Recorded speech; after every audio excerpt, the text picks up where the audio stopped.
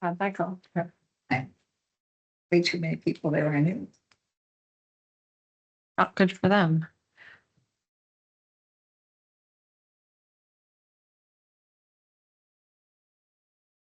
So before we get started, I'm assuming we're not swearing in a fire officer because they're not here. I think that's a good assumption. Okay, because they all come every single time. Okay. Cross it off of my list. I know there was one that we didn't do at the last one, but maybe he wasn't able to come.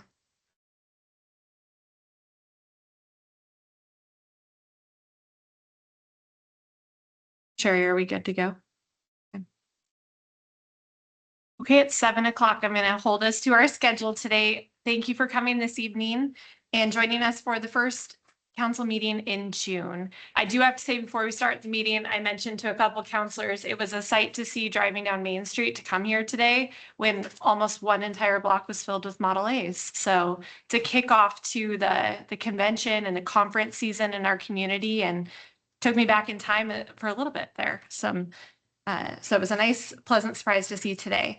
This is the time right now for community discussion. And this is the time designated for any person to ask questions or make statements before the city council on any matter regarding city business that is not on our agenda this evening. Do we have anyone who would like to make public comment?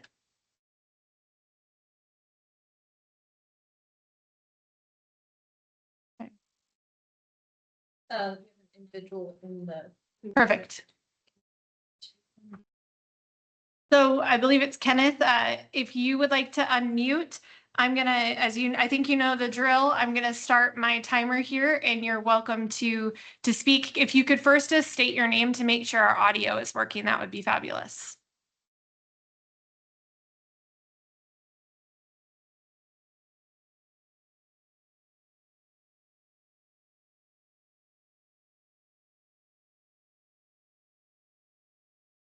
Kenneth, can you try again?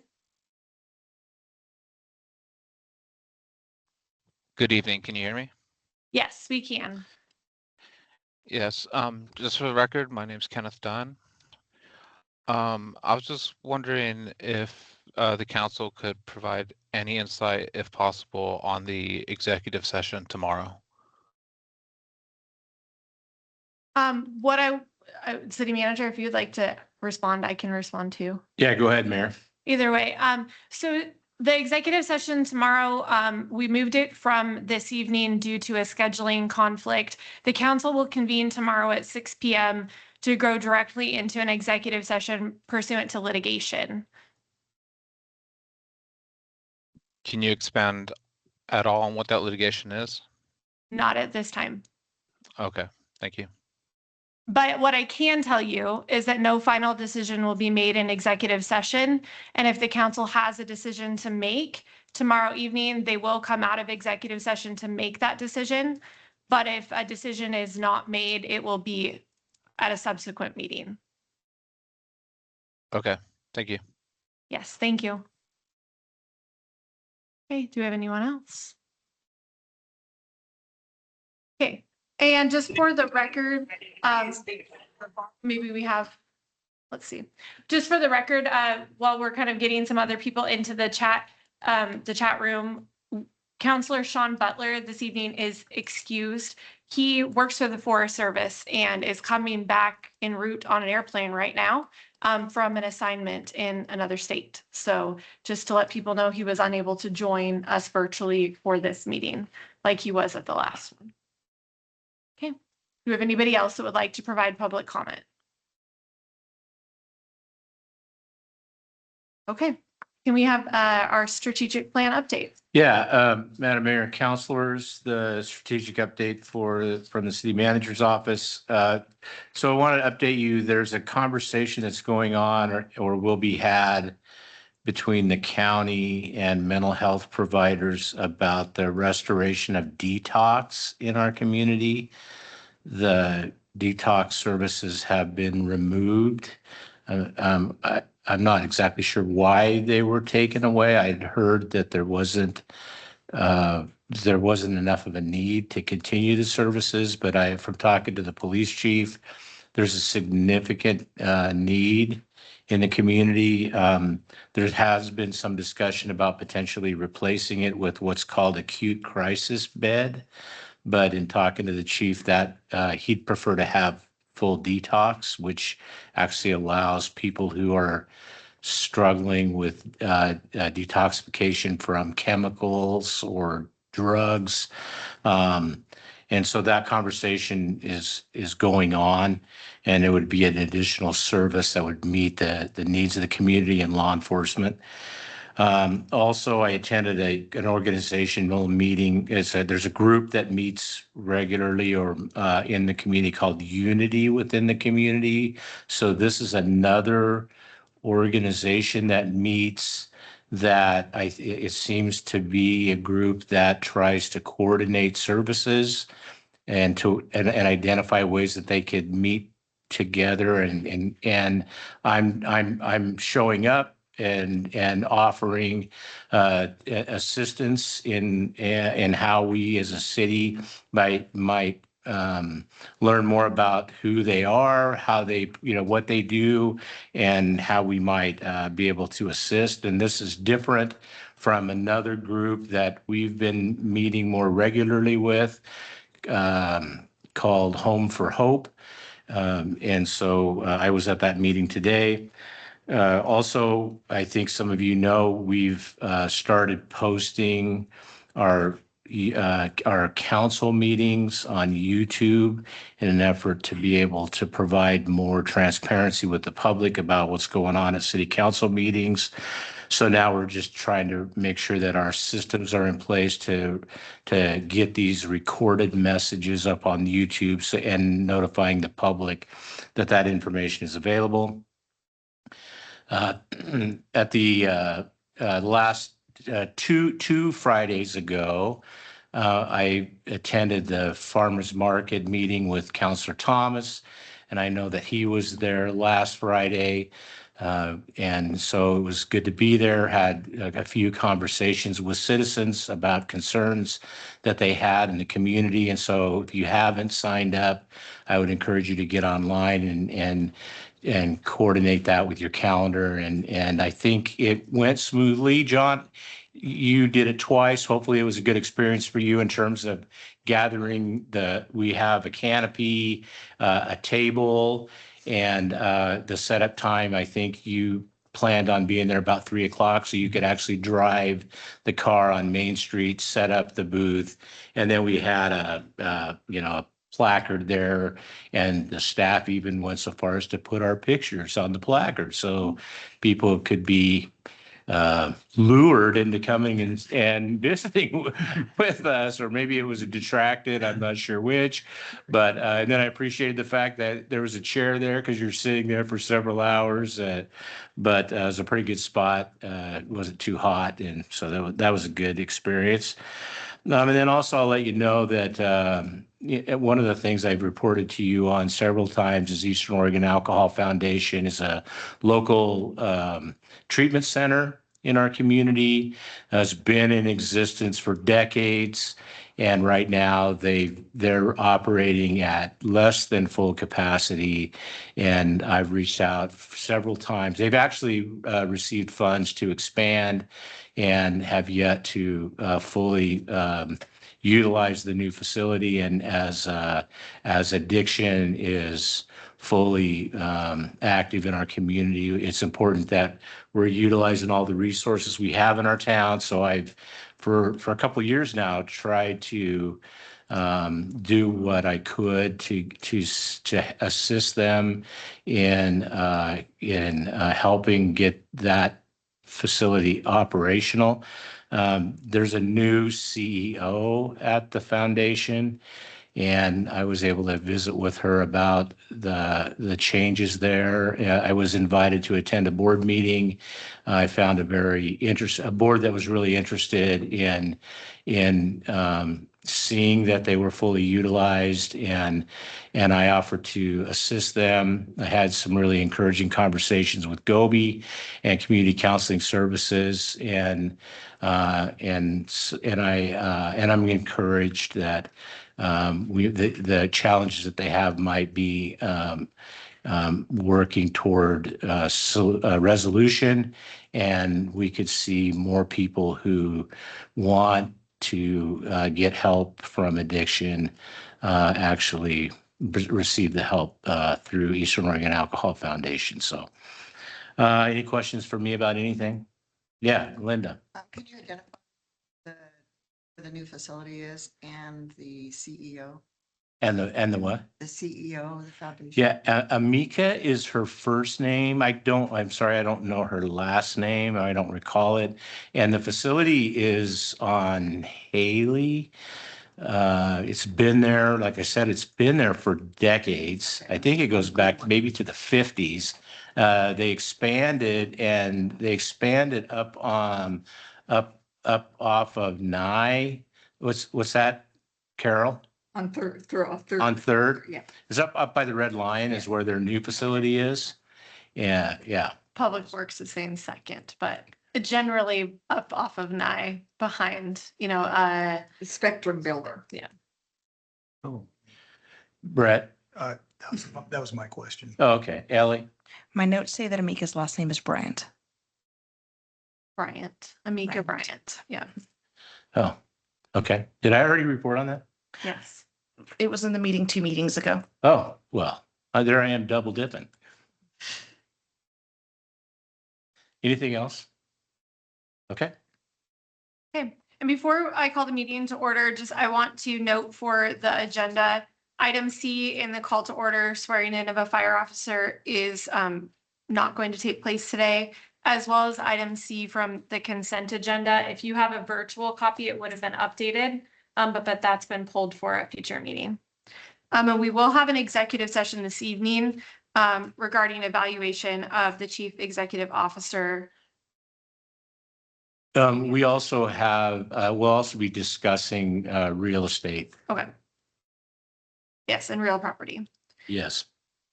Okay, so now I would like to call the meeting to order and ask you all to please join me for the Pledge of Allegiance. Ready, begin. I pledge allegiance to the flag of the United States of America and to the republic for which it stands, one nation, under God, indivisible, with liberty and justice for all.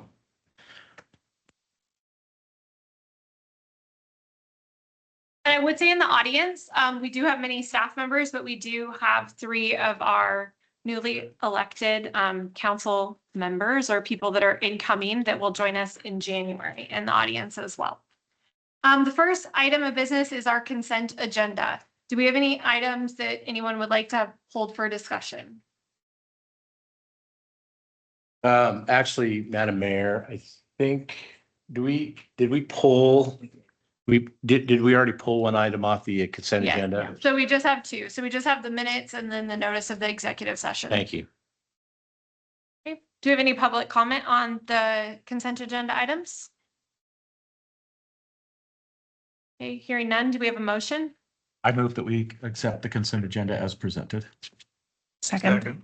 Okay, it's been moved by Counselor Thomas, seconded by Counselor McBride. Any discussion?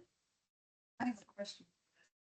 By pulling it, is it still considered as presented? My notes is that the chief has pulled this item for a future meetings agenda. Okay, but the consent agenda is not going to be used as sent. The online Sorry. version only has 2 items. Yes, and has just the 2 with A and B. Yes. Right. And so that's what I meant by as presented. but- Okay. Okay. New pack that was in your spot was for you. Well, somebody must have taken it. Okay, so do we have any additional discussion? I do. On page 4 and paragraph A, it says the local public safety council was canceled for this week. And I think because this is a public record, we should correct that to read local public safety coordinating committee, because that's the name of the organization. That's the name of the group. we don't have a group called Local Public Safety Council. If somebody's reading these years later, it's like, what?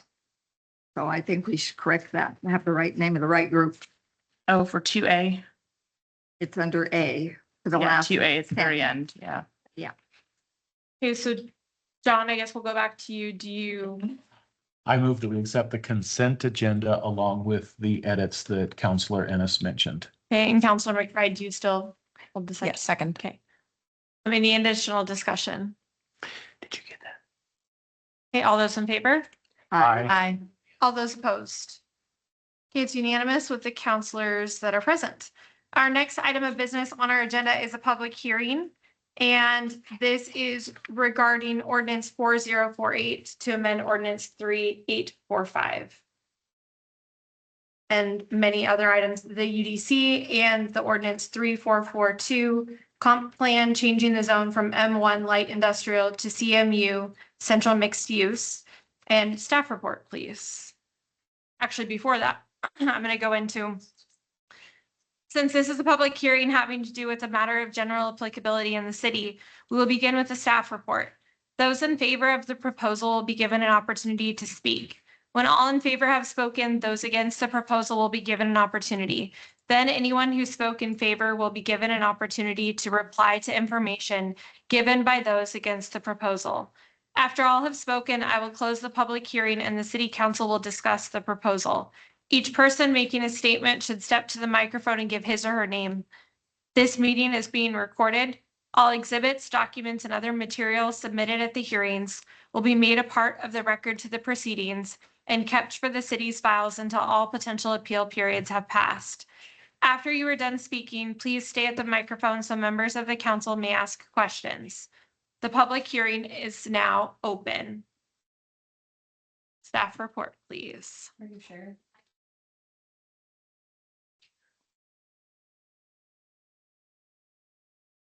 We'll wait just a second, Julie, before.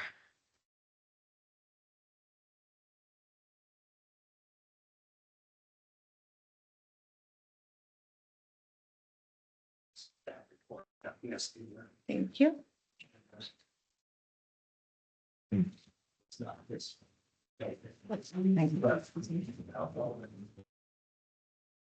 Sir? Thanks, sir.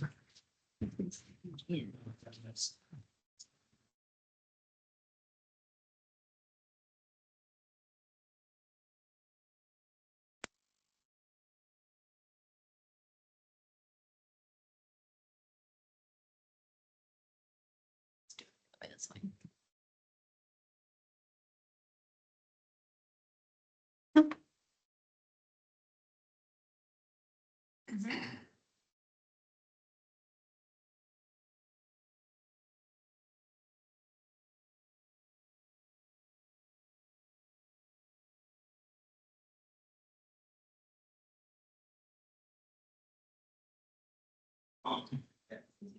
I think it should be showing.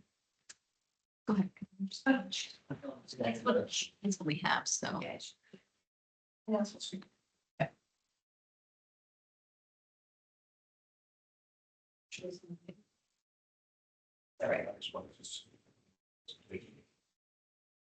Okay. All right, so this is zoning and comprehensive plan map amendment for about 2.06 more or less acres, 89,000 square feet. It is land over by the Walmart area, as you can see on the screen here. Okay, let's try. Ah, there we go, worked. All right, so we have a gentleman who has approached us. Actually, we have two owners who've approached us, and the area is in the kind of a dark red that you can see up there. It is currently in the M1 light industrial zone. And they would like to have that zone changed to the CMU, which is the purple zone that you see up on the screen here. This is the remnant light industrial land slated for commercial rezone within the area. And I would say that the area is more likely to go into a commercial zone. Julie, it's not sharing properly online. Do you mind if we try one more time? Is No, I don't. that okay? Julie, I have a question, and I apologize. I should have asked you before the meeting. But my question is do you know who the applicants are? Yes. Could you share their names for just the sake of transparency with this property? Thank you. I know it was for sale recently, I believe.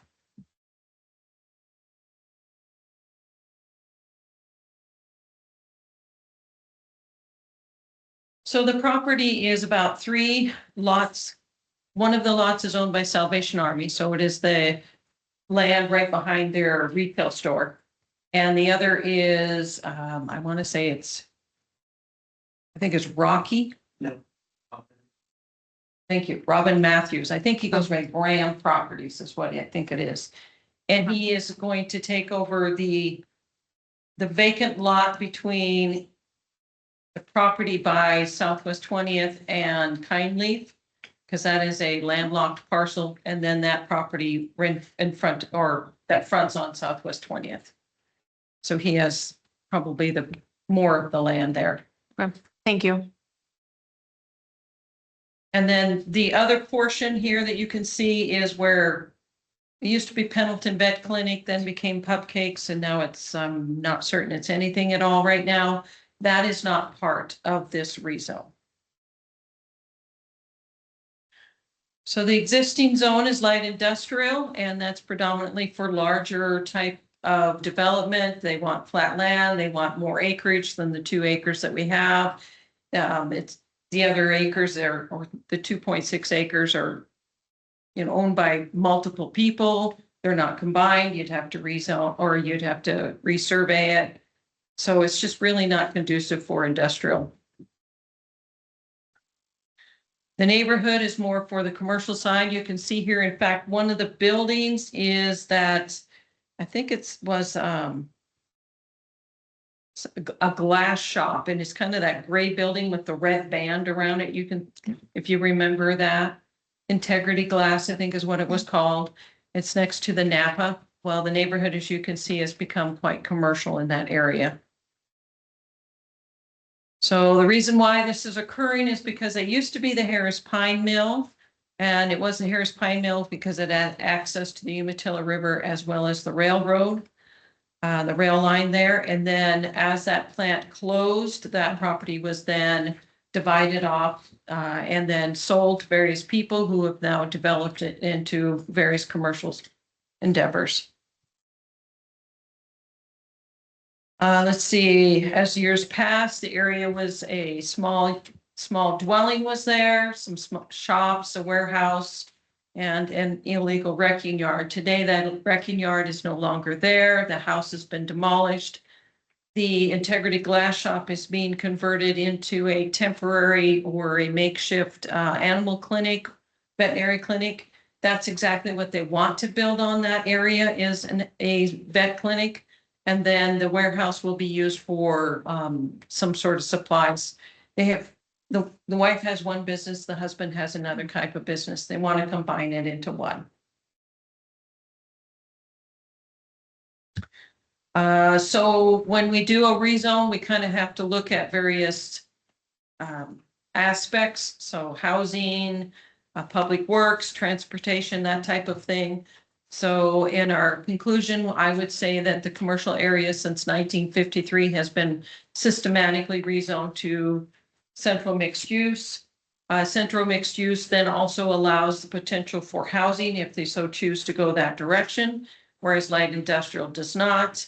And it's not going to have any kind of demand really on our public works system that's already designed for the commercial uses.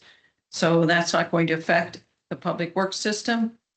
And then we also looked at transportation. So that site could support a 10,000 square foot industrial piece of property. That kind of traffic would be more impactful than a vet clinic and a storage warehouse that's being currently proposed. So they do not have to do a traffic impact study. And then we do have a condition on here. I don't know if everyone recalls, as you drive down, the street is narrow and then it kind of widens out a little bit. Well, we've asked for the widening of the road as part of this condition so that we would gain 10 more feet of that street. And then at some point, hopefully it will all be the same width. Really, that's not gonna, the construction's not gonna occur. That's just the right of ways being added. Yes, Okay. yes.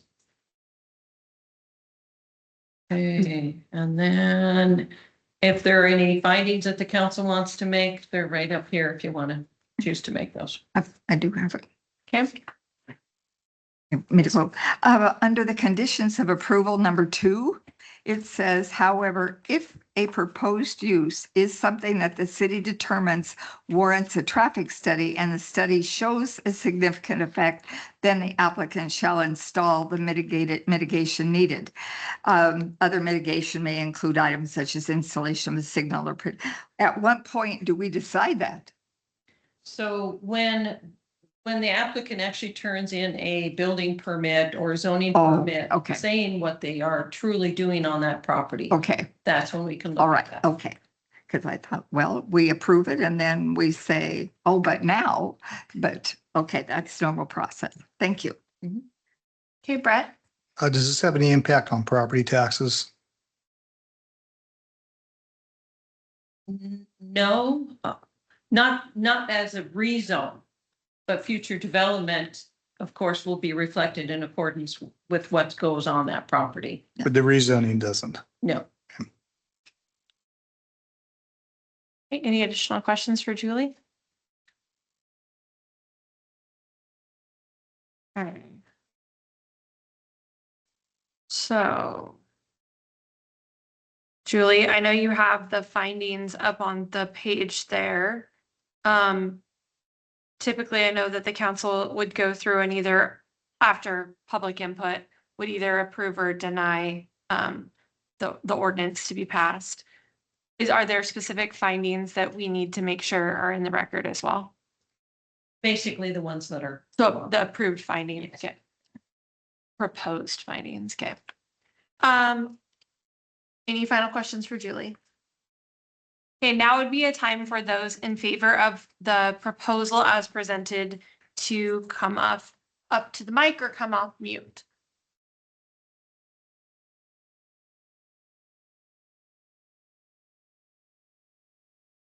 Hearing none, now would be the time for those against the proposal to speak.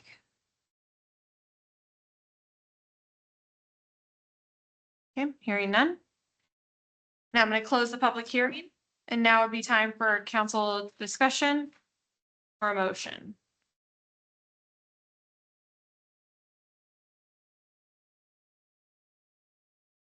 I know that the manager of the Salvation Army told me that she is very happy that the buildings that have been removed are gone. She said it has made a world of difference in people sleeping behind her store and camping in that area. So she's very happy to see that change. And this won't impact. Yeah, that. yeah. The demolition has already happened. Right. Yeah. Site, yeah. So it's just down there. And the Integrity Glass building already looks much, much nicer. Okay, do we have a motion?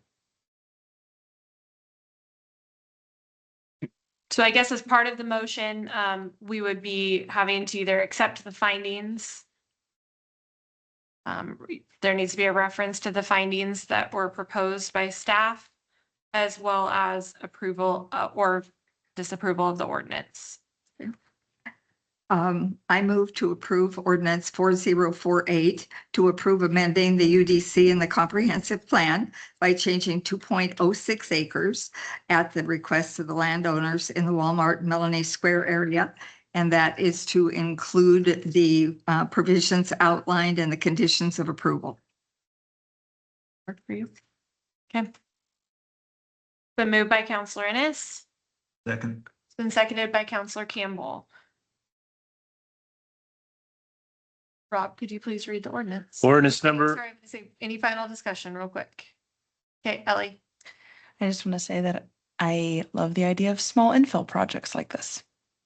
Okay, ordinance number 4048, an ordinance amending ordinance 3845, the Unified Development Code zoning map and ordinance 3442 comprehensive plan map, changing the zone from M1 light industrial to CMU central mixed use 2.06 acres. Map number 2N3210BC 02100 0200 03100 and 03200. Hey, Sherry, could you please poll the council? Councilmember McBride, Yes. Councilmember Mulvihill, Yes. Councilmember Thomas, Yes. Councilmember Campbell, Yes. Councilmember Schulberg, Yes. Councilmember Newman, Yes. Councilmember Ennis. Yes. Okay, it's approved unanimously. Okay, we're going to move on to our next item of business on the agenda this evening, which is the annual report on the department activities for the Community Development Department.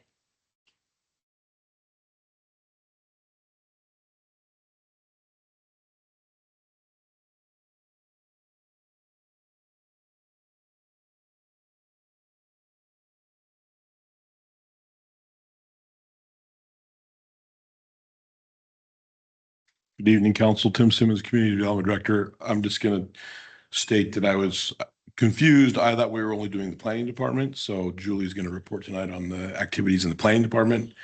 Engineering, I did not prepare anything. If you have any questions, I'm happy to answer them, but planning has been very busy the last few months.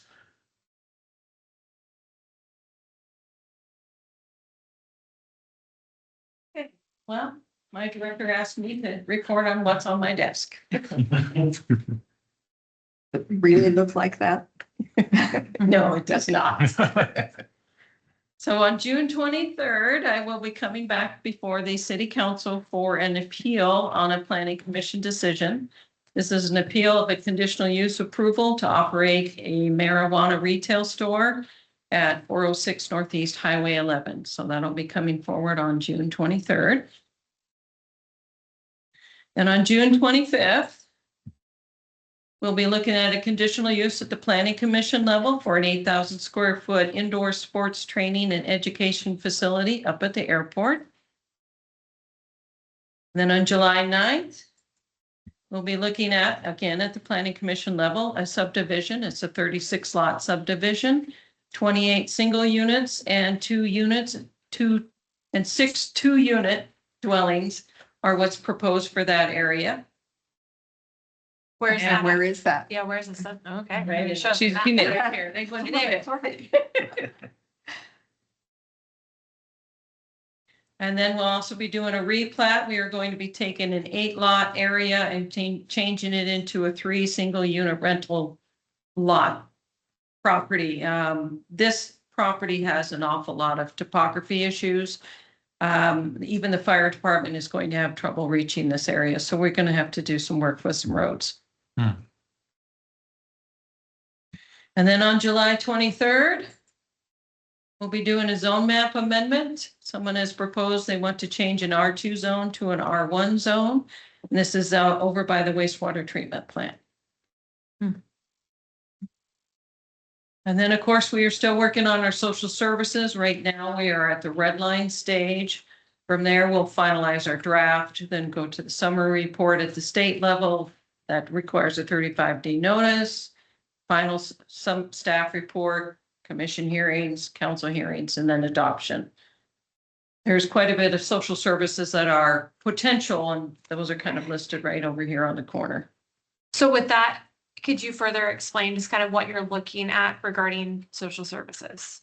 So what we did is we actually broke down social services. So currently in our code, we have social services, social organizations, and services that are social. I mean, I think we describe it in 3 different ways, which makes it very confusing. And then on top of that, there is what everybody defines as what a social service is. And so we have broke that completely down, and we looked at things that are potentially social services at their very core. For example, on here, which is very hard to read, one that's coming to mind is personal care retailers. So that could be a social service or interpreted as such. And so where should that fit? What zone is it most appropriate? what are the needs for that? Again, is that zone still appropriate? And then we're branching off from there. Did you say personal care retailer? Yes. Okay, so So like a that's masseuse? Well, or it could be the in-home, where they sold, Oh, things for like if you had a hip replacement and stuff like that. okay. Oh, all right. And then I have a hopper. And in there we have the floodplain ordinance adoption. Now that FEMA is back in the system. And it looks like we're probably going to have the no net rise adoption. We can move this forward. That will include the riparian language adoption. Then I still have to go back and do the signed conditional use criteria because we do have people who want to do murals. And then I'm also working on the residential language and the commercial language. And then we have the Mackay Creek relief channel that we have to work towards. And then on December 10th, everyone save that date because that will be the housing production strategy report. That's when I propose to bring it forward to the city council for adoption. We are currently at the roundtable discussions. We'll move to draft strategies. We'll have some more meetings. Then we'll have an open house, go back to the strategies and look at them. Then we will create the language. We'll have to do some hearings, and then the adoption and then implementation. And that's what's happening on my desk right now. Nothing to do. I have a question. So the December 10th, you said the housing strategy report will be given. When will the decision be made? That is December 10th. It has to occur. It must be adopted by December 31st. And that is the only hearing that's available. Okay. So it looks like a lot of the expansion that's on your desk right now is kind of in that Mackay Creek kind of area, that section of town, like off this direction, correct? Like the new, so you said by the wastewater treatment plant. Mhm. And then as well as I think the map that I saw was kind of back off of Community Park, kind of back into that neighborhood. Yes. Okay. Yep. Just for the sake of people that couldn't read the little things on the map or might not recognize the identifiable pieces there.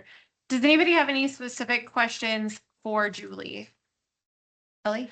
I don't have a question because I'm on the committee with you, but I'd love if you could take a minute to clarify that the housing production study,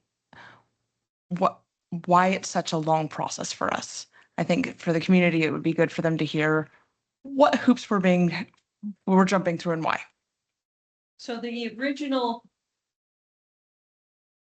the state has required that all cities come together to try to produce more housing. Pendleton has been in that process for 10 years, trying to produce more housing. We, at the same time, have also asked to do an urban growth boundary expansion. And in order to see that to fruition, we had to adopt our housing needs analysis, and we were behind on that. We did finally adopt it. We were partially through that report when the public came forward and said, we want the pricing to be reflective of what is current today. We were going through the process during COVID. We came to post-COVID when all the prices shot up. What that then told us is that we have a need for about 500, a little over 500 homes. And those are anywhere from single family to multifamily, anywhere from upper income to the extremely low income. That's the type of housing that we need. And that assessment told us that's what we need. It also went through our buildable lands and it kind of looked at all of the vacant or partially vacant land in the city and determined whether or not we had enough land available to actually support those 500 homes. Now, Pendleton is in a bit of a contention because of our topography, whether it be shallow bedrock or the slope that we have, because that drives the cost up even more. Mm-hmm. And we are not in the same housing market as Portland. So the resale value is not there to justify the, extra costs for construction.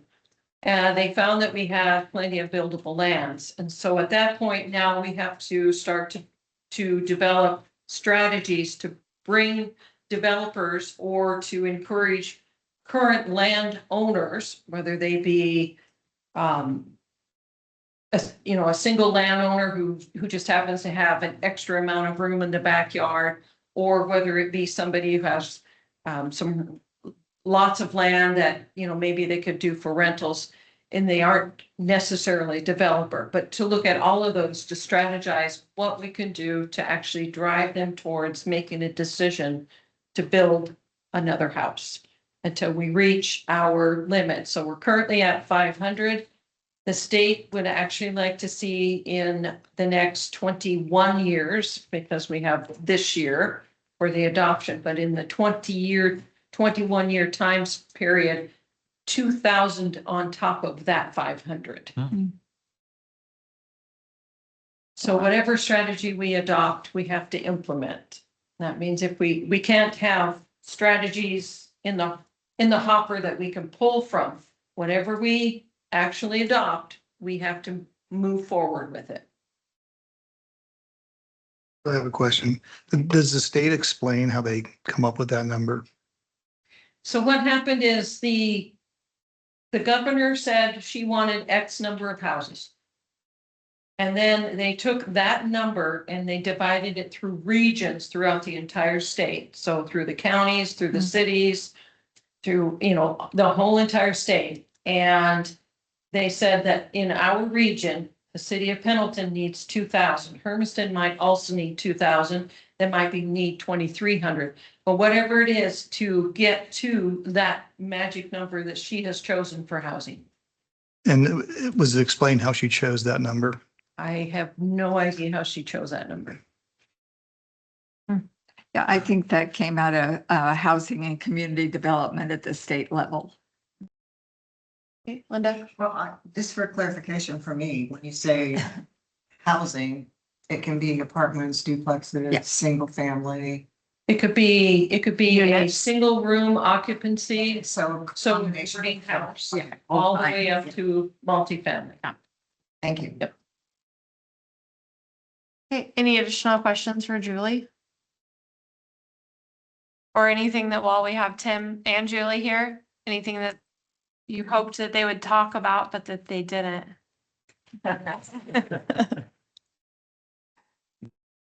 Hey. Got off easy tonight. Shall we tell them about the meeting on July 7th? Oh, we certainly We can. probably should. Okay, So on July 7th at the Housing Committee, Neighborhood community. at the Housing Committee. Yeah. Production Committee, Yeah. that's it. At 3:00 in this room, we will have an open house where we will invite the public to come and speak. And then they have the opportunity to present, hopefully, their ideas of strategies that the city could adopt to get more housing. And we're kind of working out the details there, but 3:00 on July 7th, right here. and will you have example strategies to share with the public too of what, might be on the list of things that are being considered as well? Yes. Yeah. Okay, perfect, thank you. Put it on your calendar. I think it's the night, it's just essentially right before this meeting, but a few Yeah. hours before. Yeah. Okay, thank you, Julie. Okay, now we're going to move on to the next item of business, which is the Control Systems Northwest work order for Public Works SCADA upgrades, and staff report, please. And this is the one that I believe that we have the staff report that was handed to us by the Public Works Director. We'll just make sure that this is uploaded online as well. All right, Madam Mayor, City Councilors, Kyle Wilman, Assistant Public Works Director. What you have in front of you, along with the staff report that was handed out, is a ask to approve the 6 work orders from Control Systems Northwest for a total of $270,375. This is a lot of work that we started back in 2024, where we put out an RFQ to select a on-call service provider for our SCADA system. We went through the process. I think we had 3 or 4 companies that submitted. We chose 2, Control Systems Northwest and Simtech. And we've used those 2 to move forward with these projects. The Control Systems Northwest was chosen to assess and create the Public Works SCADA system master plan, which you guys approved in, I think it was our first meeting in April. We got the final draft in March. So these first 6 work orders are basically the first phase of that master plan. The next 6 paragraphs with the headlines are those 6 work orders in detail. I believe the work orders were actually included in your packet. Yep. So And so you Kyle, got the sorry to technical. interrupt you. So the total amount, what we saw was the work, each individual work order. So Yeah. the total amount that you're asking for, 270,375, is the combined total of each of those Yes, ma'am. 6 items. Okay. So each work order, as you go through them, collection systems upgrade obviously goes to the sewer system fund. We'll pay for that. Wastewater treatment plant, communications improvement, sewer fund will pay for that. Water distribution, water pays for. OT cybersecurity monitoring will be split between water and sewer. And then the Hawk WIMS improvements, the water's paying, that's coming out of the water fund.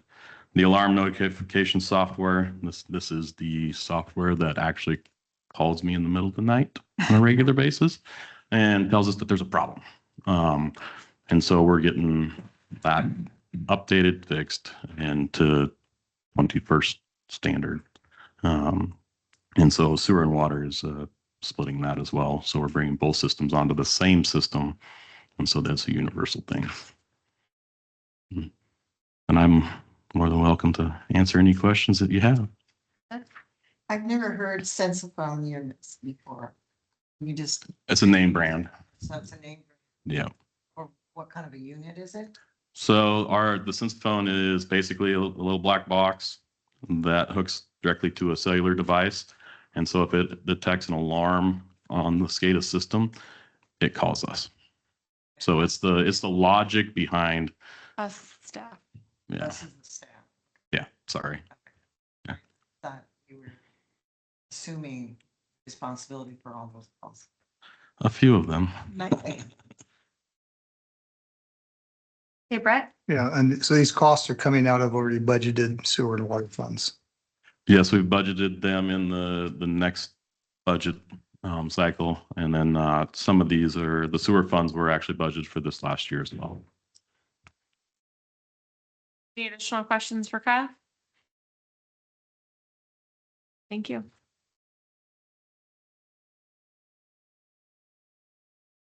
So in the staff report, there is a recommendation that's listed there. Do we have a motion?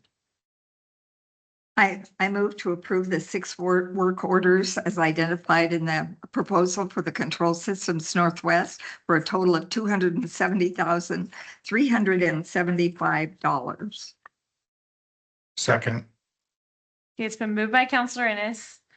Was that Counselor Thomas? I did. Okay. Did somebody else do Okay. it? Moved by Counselor Ennis, seconded by Counselor Thomas. Any discussion? Okay, hearing none. All those in favor? Aye. All those opposed? It's approved unanimously with the council members present. Next item of business on the agenda, city manager reports.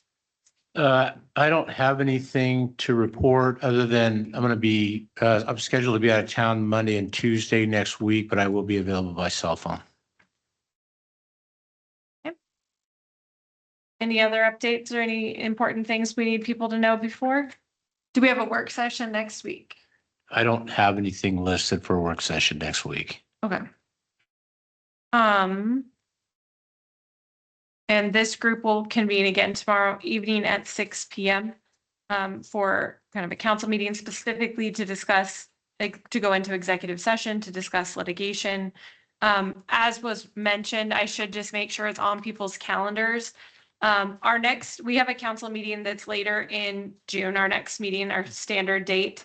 But I believe the following week, on the 23rd, we will have a council meeting as well to hear the appeal that Julie referenced, having to do with the planning commission decision. So this month will be a few additional meetings kind of outside of our normal cadence. So we'll make sure we get those out to the public and noticed appropriately. Can you reiterate the dates?